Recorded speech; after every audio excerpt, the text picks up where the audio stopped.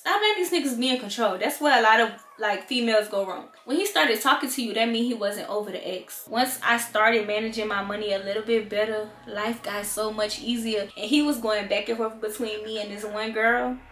Being comfortable gonna get you in a lot of situations that you do not want to be in. You gonna have to listen to some you slipped out if you don't know already.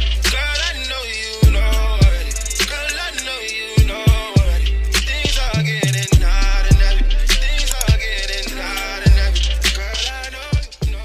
Hey y'all, I'm Kayla. Welcome to my channel. If you're new here, if you're not new, what's good, what's going on? So as you guys can tell, I am in a cabin all by myself in the middle of nowhere. I ain't gonna lie, it was a little scary at first, but now I'm chill. Like I feel real like comfy, cozy. I don't feel like nothing is gonna happen to me. I feel really, really good. But as y'all can tell from the title and the thumbnail, we are going to be getting into a girl talk.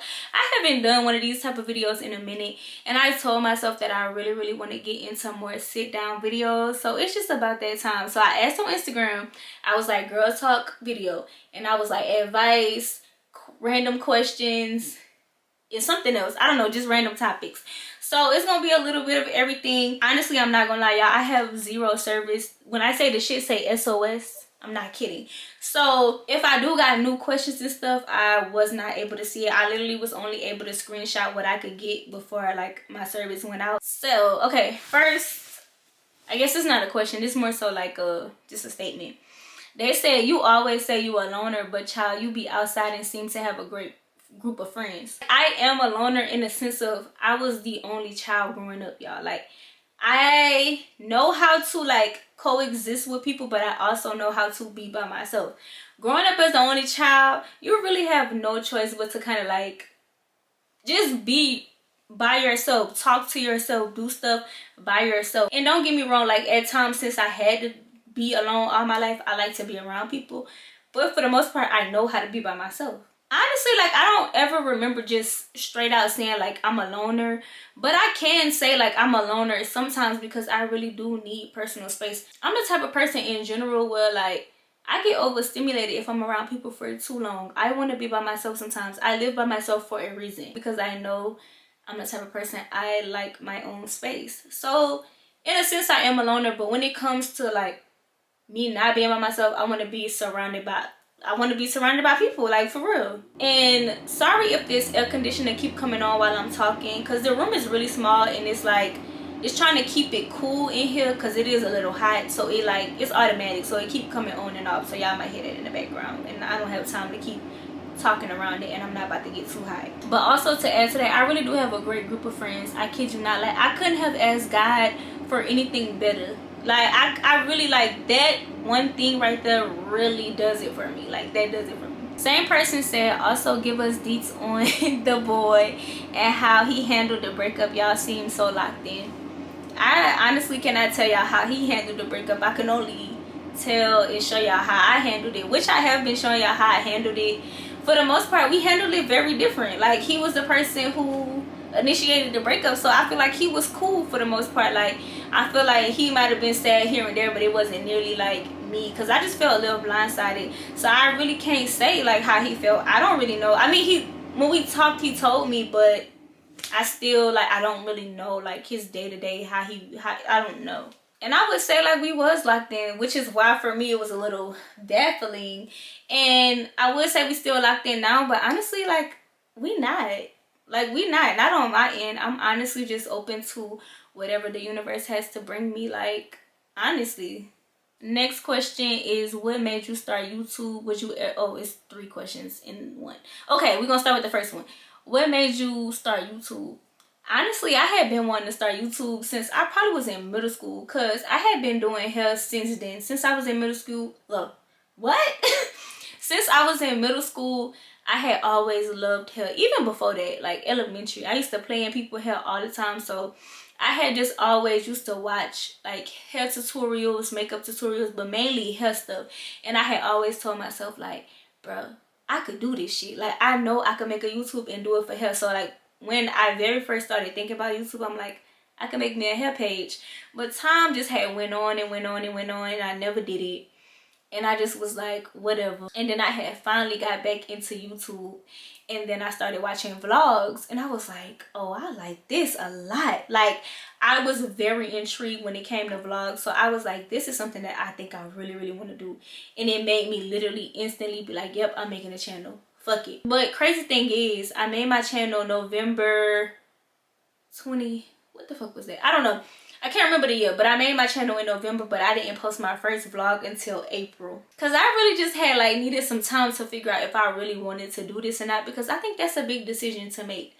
To really get on camera, talk about your life to people that you know and to strangers is a big ass, like, it's a big leap. So that's something you really got to think about. It's just one of those things. It was like, fuck it, I'm tired of like being scared. Let's do it. Fuck it, let's do it. And then next she had asked, would you ever leave ATL? It's so crazy because lately I have been thinking about it, only because, not because I genuinely want to leave Atlanta, but because of the pricing.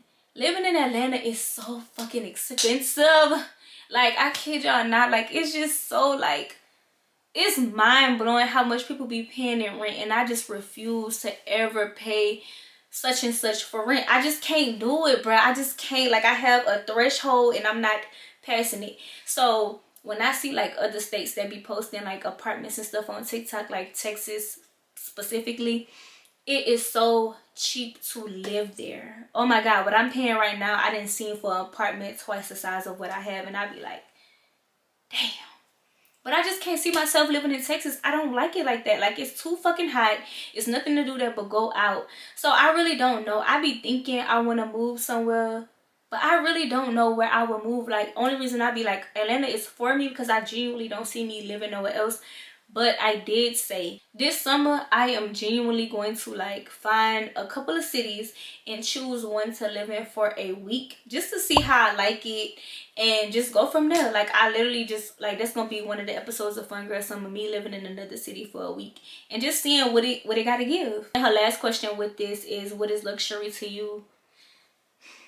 Honestly, I don't know. Luxury is whatever you make it. But to me, luxury is kind of like, I guess the cliche answer is just like designer stuff, doing all of the expensive high class things, like going get you a massage whenever you feel like it, going shopping whenever you feel like it, picking up whatever you want off the shelf.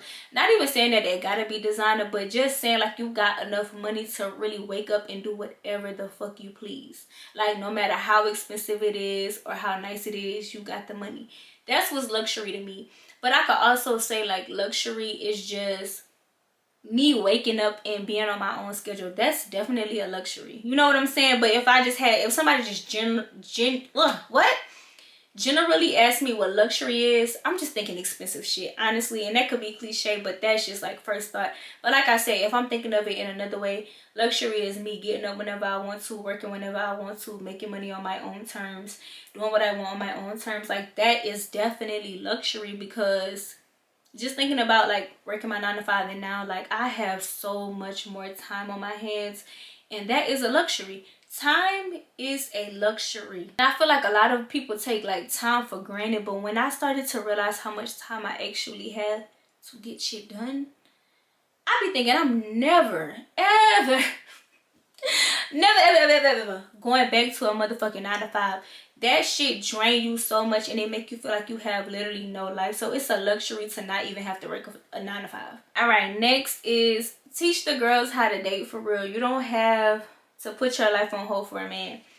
Okay, I definitely just came up out of a relationship, so I might be a little rusty on this, but I can say when I was dating, I dated. I was like a serial dater, like for real, for real. I kid y'all not. Like, y'all could ask my friends, I put this on my life. When I was dating for real, talking to niggas for real, just willy-nilly out here just vibing, I had a different nigga every day of the week taking me on a date. That's how you date. And you might not have a roster that big to be able to do that, but I'm telling you, have you a couple of niggas, and whenever them niggas want to take you on a date, don't even let them figure out where the fuck y'all finna go. Tell him, I want to go here, take me here. Like, that's it. And I would tell each nigga, I want to go here, I want to go here, I want to go here. I had a list of places in my phone, I swear to God, y'all, that I wanted to go to, and I would tell each and every like nigga that I'm talking to, oh, I want to go here, we can go here on this day. And honestly, like, I was like in control of everything. I would say, we doing this on this day, we doing this on this day, because I know a lot of y'all, or like, not y'all, but women in general, like, they want men to do everything and plan everything. That wasn't me. I legit would say, we're gonna do this on this day. Everything was on my time. I was the planner. Like, when it came time for me to like have a boyfriend, I wanted him to be the planner. But other than that, when I was dating, I'm in control. Cause there's just me as a person too though. Like, I'm always wanting to be in control, because I know if I'm the person in control, nothing is gonna go outside of how I want it to go. So I'm gonna tell you exactly what I want, and that's what we're gonna do. So yes, date them all. Literally, like, when they say date them all, literally mean that. Not fuck them all, but date them all. Literally date all them niggas. Make them niggas spend their money. Cause like, let's be for real. You on my phone talking to me all day. Like, time is being spent. Let's spend some money as well. And not that everything is about money, but I need to feel like I'm getting something out of it as well. You need to be showing me a good time, because at the end of the day, I show myself a good time. So why am I talking to a nigga who can't show me a good time? Like, sometimes you really just gotta think about it. Cause for real, if you know me, I'm not sitting in the house for no fucking body, as y'all can see. But still, like, all the shit that I'm doing for myself, you need to be somewhat doing it. Like, of course, if we just started talking, we just dating, you're not gonna do everything I'm doing for myself. But you need to be spending some money off the rip. But long story short, date them all and be in control. Stop letting these niggas be in control. That's where a lot of like females go wrong. Stop letting these niggas be in control. You take the wheel, tell them what you want, and go about it that way. And also with that one, not putting your life on hold for a man. Definitely, like, what the fuck are you doing that for? It's so many niggas out here, like, and I be having to tell myself that, y'all, for real. It's so many niggas out here that'll give you what you want on a platter. Literally. Sometimes it be the niggas that's not that cute and that you don't really like.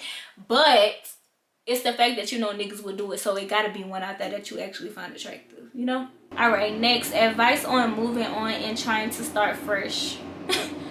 I don't really know how to help with that at this very moment, because I'm very much in a limbo right now. But if I just had this, like, if old me was giving advice on just like moving on and starting fresh, I feel like that's completely getting rid of that nigga. Like, you have to legit separate yourself from your old nigga and literally move on for real, as if they don't exist, as if you don't even care about nothing. Like, you could be so heartbroken and you could care so much, but you literally have to act as if you don't care. Literally just get outside, move on. I feel like a lot of people get over their last nigga by getting a new one, and while I do believe that's a good way to do it, sometimes you really just need to get into yourself. Like, take yourself on a little solo trip. Take yourself to do things that you really like. That's how you move on for real. Like, starting to do things that you would do with that person, do it by yourself and see that it's okay to do it by myself. I don't need nobody to do nothing with me. Especially like if a person playing with you. Like, don't ever let no nigga play in your face. Like, you gotta show them, like, even if you do shit by yourself, I promise that hit 10 times harder. Like, I kid you not. Anytime I ever been doing shit by myself and a nigga that I was talking to, like, I'm not really fucking with them like that, they'll be like, you going by yourself? I am. I don't need you or no nigga to do what I'm doing. I'm just gonna do it by myself. So just take yourself out. Do what you would want a nigga to do for you, for yourself. LOL, please do a makeup tutorial, mainly eyebrows. Girl, that's not no question, but I could do a tutorial though, for real. Okay, another one that she asked was, what advice do you have on trying to better a relationship with a toxic mother? I'm 26, by the way. I really don't have any advice on that. I don't know, maybe just like any relationship that you have in your life, I think that it take a conversation first, but both of y'all gotta be willing to have that conversation. So I think that's it. But also when it comes to stuff like that, people gotta be willing to take accountability, and I feel like parents don't like to take accountability for anything that they do. So that could go one or two ways, but you have to be open to whatever way that's gonna go. She also asked any tips on solo traveling out of the country. Girl, I ain't never solo travel out of the country. I'm working up to it. This is my first solo travel.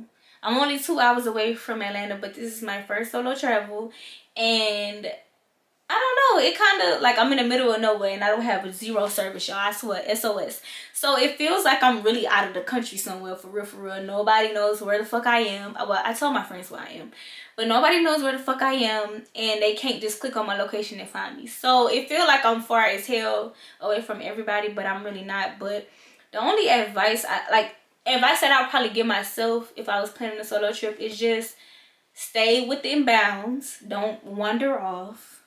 That's number one. Number two, I would say be friendly, but not too friendly, because you kind of want to meet people on the trip, but you don't want to do too much to where people just know you by yourself and you just, you know, because that could, you know.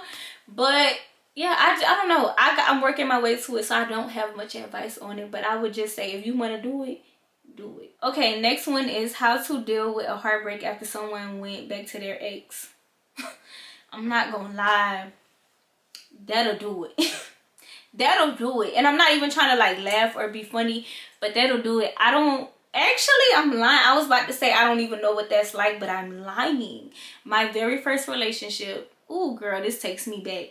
My very first relationship, high school, I was in love with that nigga so bad, and he was going back and forth between me and this one girl, and like in the end he ended up like choosing her, but low-key wasn't even a choose because I made him choose her, you know what I'm saying? But still, like, he had went with her, and it just, the back and forth though in general, it did a lot to me, because it made me feel like, bruh, like, what the fuck? Like, you can't just let a bitch go, like, let a bitch go. And it was just so weird to me, because you know how, like, I don't know if this sounds crazy or not, but you could tell somebody fuck with you more than they fuck with somebody else, but it's more beneficial over there. That's really how it was. So sometimes people choose people over you because it's more beneficial, like they getting more perks out of it. Like some people know you just don't, you don't fuck around, you don't play, you don't do none of that, and they know another bitch is going. So sometimes it ain't even in you. Sometimes it's everything to do with them. Let a nigga do what he want to do. Let a nigga, I'm telling y'all, bruh, a nigga is gonna show you exactly what he wants to do, and he's gonna do just that, and you have to let him. It ain't no convincing, it ain't no talking, it's literally none of that. You have to let a nigga do what he wants to do. And dealing with the heartbreak of it, honestly, you really just gotta come to reality and be like, you really have to come to reality. And I don't want to say you don't give a fuck, because you might give a fuck, but still you have to come to reality and realize, like, if a nigga is playing in your face that much, that's not the nigga for you. He was never for you if he picking somebody else over you, especially an ex. Like, when he started talking to you, that means he wasn't over the ex. And I'm telling you, when it comes to exes, people be stuck on their exes so bad that it don't matter who comes along that's so much better, they won't see it because they so stuck on their ex.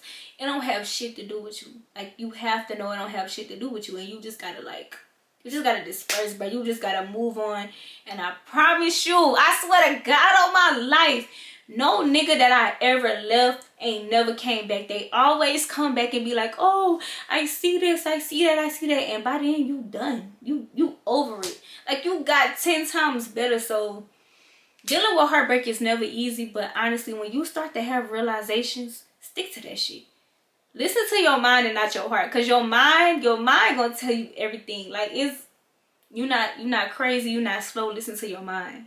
Somebody said, girl, I love you down, just came across your YouTube channel a couple months ago. Period. Love you too. I dead ass love every single person that tuned into my channel, because you don't have to. You literally don't have to, but you do, and I literally love that. Financial stability, red flags, and potential partners, how not to overindulge in avoidance. Okay, ooh, that's a lot.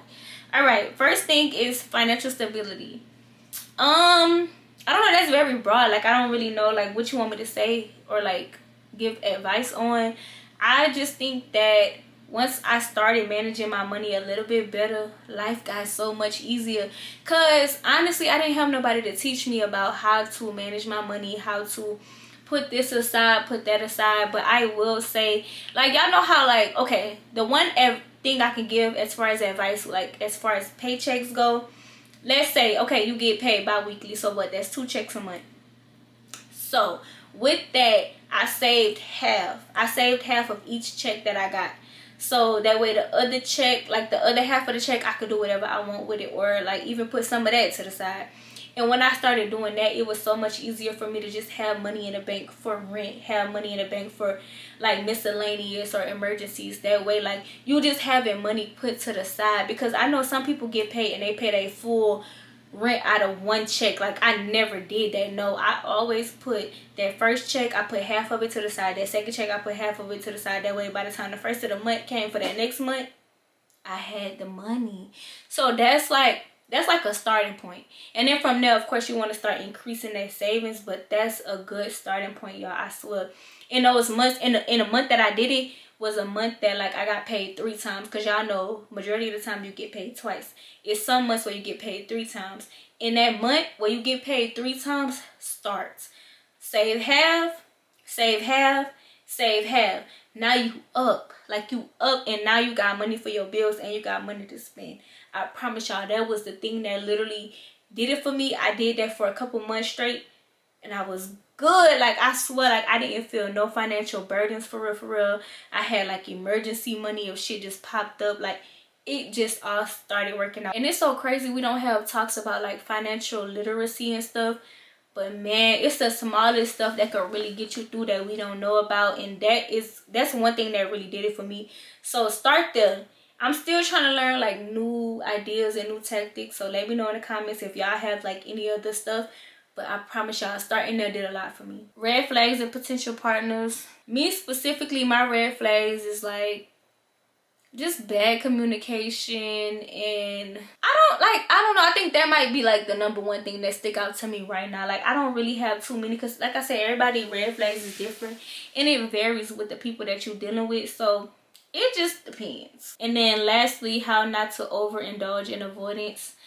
I will say I am very avoidant, but I think these days, not that camera just went off, but these days I am not avoiding at all. I think that when you really care about some shit and you are not willing to look past it, you're not going to be avoiding. You're not going to avoid nothing, because you need to get to the bottom of the answers. I feel like the more you care, the less avoidant you're going to be. And that's just my opinion, because I'm very avoidant. I used to avoid confrontation. I don't want to talk. If it's a problem, I'd rather just let it be and then we'll just magically get over it. But no, I'm not like that these days. These days, if I have a problem, we need to talk about it. I am very confrontational, and not in a messy way, but in a way of like, let's bring this shit up. Let's talk about it, because I don't want to keep thinking about it, because the more I think about it, the madder I'm going to get, the worse it's going to get for me. Whole time, the situation not even getting worse, but in my head it's getting worse. So I just think that the more you care, the less avoidant you gonna be, for real, for real. Okay, next is how did you manage being consistent on YouTube with a 9-to-5? Shit, you just gotta want to do it. It's literally no science to it, nothing to it. I legit loved doing both things, so I did both things. On my break, while I'm at my 9-to-5, on my break, instead of eating and taking a nap, I edited a video, because that shit mattered that much to me. Stuff gotta matter to you. Like, I don't think a lot of people realize that stuff is not just, oh, just do it just cause. Like, no, shit gotta really matter to you. You gotta really care about it. I really cared about my channel. I really cared about y'all and what y'all viewed me as and how consistent I was. I cared. So in my free time, it wasn't free time. My free time was like, oh, let me make sure I do this.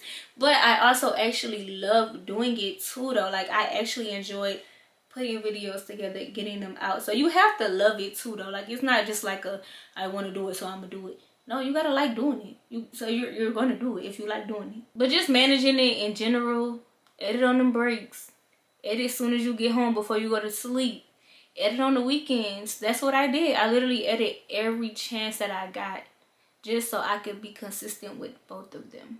Okay, next is tips for girls who want to travel more, planning, budgeting, travel buddies, etc. Love you. Love you too, girl. But I think I kind of touched on that, like figuring out ways to budget that work for you. Because like I said, what I said might not work for everybody, but it's so many ways to budget. I think Ebony just told me, like, you could ask, what is it, ChatGPT, for like a way to budget so and so and so, and they will give your ass a legit budget. Ask ChatGPT. I don't fucking know. I haven't, but she said it's a good way to do it.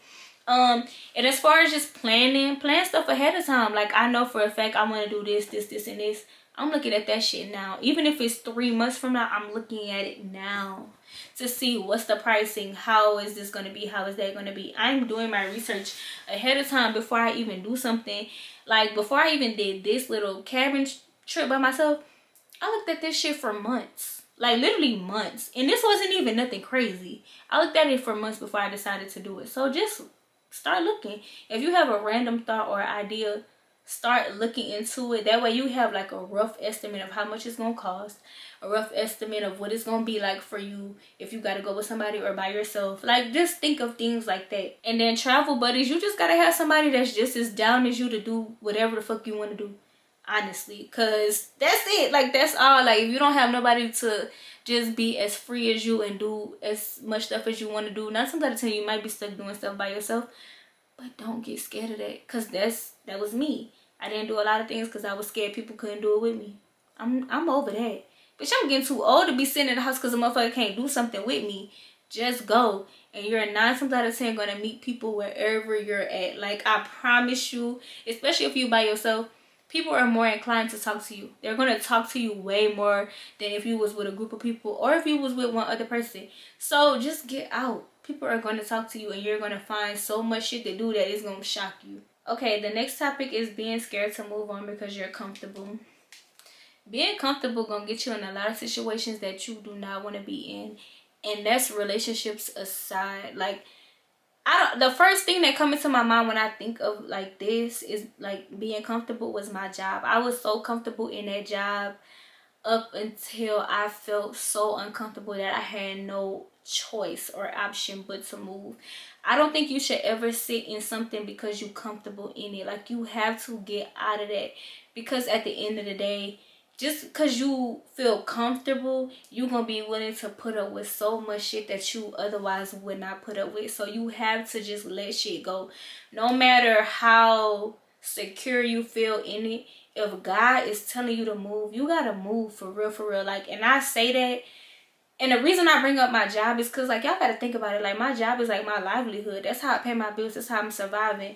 But God kept telling me to move, and I just didn't want to, and stuff kept going downhill until I couldn't take it no more, to the point that I was crying. I was doing the most about a job. Like, a job should never have you crying, stressed out, going to work every day miserable. Like, you should never be in that situation. And same with a relationship. You should not be crying every day. You should not be miserable because somebody is not doing what you asking them to do or being who you want them to be to you. It's somebody else who's gonna be that times 10. You really have to understand that, and you have to know that that's real. And that's like me telling myself that too. Like, you legit have to know it's something better out there for you, and you're not gonna keep feeling uncomfortable if you're supposed to be there.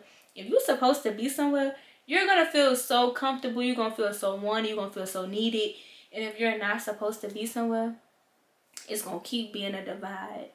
Every corner that you turn is going to keep being a divide until you start to feel so uncomfortable that it's messing with your spirit. So I don't think you should ever sit in anything, especially a relationship, if you're feeling like uncomfortable. Like you're comfortable, but at the end of the day, you uncomfortable. So you have to get away from it.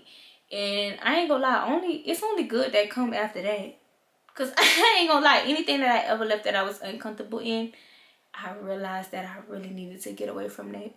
I really did. And that's not like just that cliche advice. It's real deal. Like, you have to move. If you don't move, it's gonna get worse and worse and worse. What would you tell your 18-year-old self? Damn. I gotta think about where I was at when I was 18.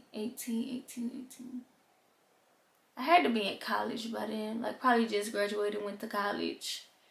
Telling myself, I think I said this before, but just telling myself things are not as serious as they seem. Everything is just not so serious. When you get older, you start to really realize, like, oh, okay. Like, the big shit becomes the small shit. You think less and less of what people think about you. You think less and less of just the expectations and standards of the world. You start to really think about what you want as a person, and you just need to navigate based off of that.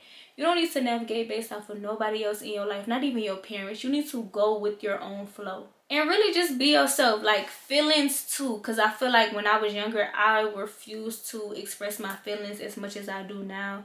But express yourself, let people know how you feel, because a lot of time when you don't, things can go left with that as well. So I would say that too. Next is what gives you the ick when dating. It's crazy. I think I just talked about this on my last vlog, but niggas who just do the most. Like, I don't like that. Like, you don't have to be super duper what the fuck, super duper lovey-dovey with me. I don't like that, especially if I don't know you. Don't do the most, because now you aggy to me. I don't like that. I don't like niggas who pretend like they got it and don't really got it, because at the end of the day, I hate to say this, but if I like you, I might meet you where you at and have you on the mic. So it's not like you just gotta have it all together, all figured out, have all the money in the world. Like, no. But I just need you to be extremely genuine, be extremely yourself. Don't try to put up a front for me or anybody else. Just be you, do what you can do. So yeah, like my ex is just somebody who just overcompensating in any way, being too nice, too lovey-dovey. Like, I don't like let's like be ourselves. Let's see how this shit goes. Don't pretend to be nobody but yourself. Like, please. That's like my biggest ick, when, because you could tell when a nigga is pretending to be somebody that they not, and it's just like. But some more like superficial icks is bad breath. I would not ever talk to your ass again if your breath stink. Bad hygiene. I do not like a nigga with bad hygiene. You need to smell good as fuck if you're around me. Like, I need you to be like, I need you to be like, oh my god, he smells so good. I need that. So the next one is, I love how real you are in your vlogs. You tell it how it is. What are your cons of full-time content creating? Okay, my cons of doing content creation full-time, I would say, is like the schedule. You have to make up your own schedule. Like, and while you might think that's so easy and like the best, that shit is really hard, because at first I was trying to get on the schedule that I was once on, like from 9 to 5, but I really realized like I'm not a morning person. I like really slow mornings. I don't like to do nothing when I wake up, so it pushed me like over to like night shift. But I also kind of hate night shift, because like I'm up while everybody else is sleeping, and now my sleep schedule is also thrown off, so I'm waking up late as hell in the day, and it's just like a cycle. So that's a con, just figuring out your schedule. Another con I would say is like dealing with companies. Like, dealing with companies is like a hassle sometimes, because like you have to stand on business. You have to know your worth. You have to know what you're willing to do, what you're not willing to do. Just because money is on the table don't mean that you're supposed to do this and do that. If something don't sit right with you, you really gotta like decline. And that's when it comes to like, you want your content to really like connect with you. I'm really big on that. Like, I'm not accepting nothing that does not align with me. Just like a small example would be like, I keep getting a contact company that keep reaching out to me with colorful contacts that has never aligned with me ever in my life. I don't care how much they're paying. I'm not gonna do it, because I don't wear contacts. You know what I'm saying? And that's just something on the smaller side. But like, you have companies that ask you to do some crazy stuff, and you be like, hold on, wait, what? And they be big companies, and you want to work with them, but you really have to be like, okay, no, I wouldn't necessarily do that, so why would I do it now? So you have to think about that. So like the integrity of it. And honestly, I think the biggest con is just not being personable. Like, and not even like you genuinely not being personable, but people not seeing you as personable, because people a lot of times get it misconstrued when you become like a content creator. You're not like a real person no more. Like, you this fucking fictional character. Like, you don't have feelings. You don't go through the same things that they go through. You don't, like, you can't experience life in the same way that everybody else is just because you decided to pick up a camera. Like, no, this shit is the same. It could be worse, little do you know, but I'm only sharing what I want y'all to see. You know what I'm saying? So I think like that's the biggest con, is like people looking at me in a different way, and it's just like, I'm just a girl. Like, I'm just a normal ass girl, almost 30. Like, bitch, I'm really a grown woman out here, and it's just like I'm really navigating life, but I gotta do this shit on camera. I don't have to, but I'm doing this shit on camera so everybody's seeing what the fuck I'm going through. I don't see what you're going through, so I can't criticize you. I can't say nothing about you. I can't say how you doing this, and this. You know, I don't have room to talk about you, but everybody has room to talk about me because I'm sitting here telling y'all my business. And I don't even look at it like I'm telling my business. I just look at it like this is just like my outlet, because when I was growing up I never had an outlet, and I made an outlet for myself. Whether like people I know or people I don't know is seeing it, I decided to not give a fuck. So yeah, I think that's like the biggest con for me. It's just like dealing with other people's perceptions and opinions of you, but at the end of the day you just gotta be like, fuck it. And that's it, y'all. I really think that there was more, but like I said, my service went out. Like when I say I thought they was lying when I came to this damn cabin and they was like, oh, you're not gonna have no service, I'm thinking, oh, I could at least text. Oh no, we can't do none of that. I don't have no service to do anything. So if y'all did ask other questions, I may or may not do like a part 2. But like I said, I want to start doing these videos more, so I want to do at least like maybe once a month. So I'm gonna start dropping like prompts to like ask me questions or topics and stuff like that, and we just gonna go from there, honestly. But overall, I really enjoyed the questions, I enjoyed the topics, and I really like doing this video, so let's do it again. But yeah, with that being said, I'm about to go ahead and wrap the video up. Make sure y'all go tune into the first episode of Fun Girl Summer, because I'm about to continue filming that once I end this. Thank y'all so much for actually sending me questions, sending me like stuff to give y'all advice on, and just being here, like genuinely, like just literally being here, commenting, liking, all of the things, because none of that goes unnoticed. Like I really try my best to make sure that y'all know that like I'm seeing it and I'm engaging with y'all, because that shit mean a lot. Because like I said, you don't have to, but you do. So make sure y'all like, comment, and subscribe, and I'm gonna catch y'all on the next what? On the next vlogster. Bye.